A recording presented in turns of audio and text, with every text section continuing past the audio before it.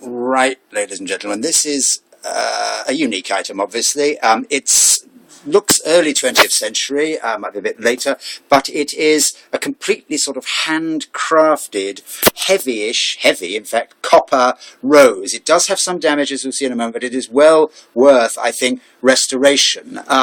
Every sort of petal there is defined and moulded, as you can see. It came from an old house in Oxfordshire in a loft. I haven't dusted it, I haven't cleaned it, I haven't polished it, and you can see the copper has a lovely sort of lustrous coppery tone, actually less red than this, but very coppery, and you can see that there's sort of the original sort of dust, as it were, within the petals,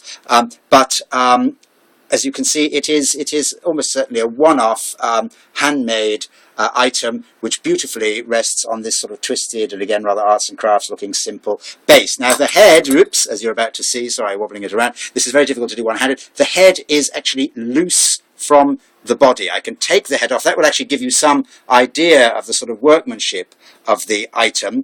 The head is heavy. It's a heavy chunk, or not a chunk, but a piece made up of, oh gosh, a dozen or more different petals. And you can see exactly where it's come adrift from its soldering here. I could have glued it back in. I didn't want to do that at the moment. I'm going to leave it to somebody to restore it professionally. The piece is certainly worth restoring professionally. As I say, you can see where the piece should go. It goes roughly there.